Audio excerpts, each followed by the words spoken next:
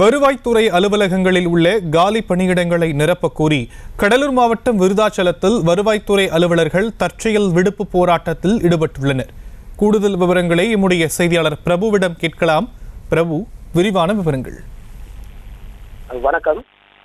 வருவாய்த்துறை அலுவலர்களின் பணியிருக்க பெயர் மாற்றம், விதி திருத்தம், அலுவலக உதவியாளர் காலி பணியிடம் நிரப்புதல் உள்ளிட்ட வாழ்வாதார கோரிக்கைகளை வலியுறுத்தி இன்று தமிழ்நாடு வருவாய்த்துறை அலுவலர் சங்கத்தினர் ஒட்டுமொத்த தற்செயல் விடுப்பு மற்றும் உண்ணாவிரத போராட்டத்தில் வரும் நிலையில் கடலூர் மாவட்டம் விருத்தாச்சலம் வருவாய் வட்டாட்சியர் அலுவலகம் மற்றும் தனியார் வட்டாட்சியர் அலுவலகம் உள்ளிட்ட வருவாய்த்துறை அலுவலகத்திற்கு அதிகாரிகள் வராததால் பணிகள் முடக்கப்பட்டு வெறிச்சோடி காணப்படுகிறது.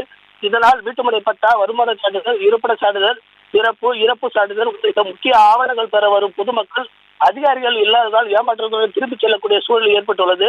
மேலும் வருகிற 22ஆம் தேதி தொடர் பணி புறக்கணிப்பு மற்றும் அலுவலக வாயில் காத்திருப்பு போராட்டமும், 27ஆம் தேதி காலவரையற்ற போராட்டமும் தமிழ்நாடு அரசு நடத்த உள்ளனர்.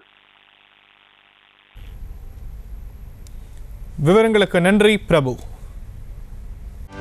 செய்திகளை உடனுக்குடனும் துல்லியமாகவும் தெரிந்து கொள்ள சப்ஸ்கிரைப் பண்ணுங்க.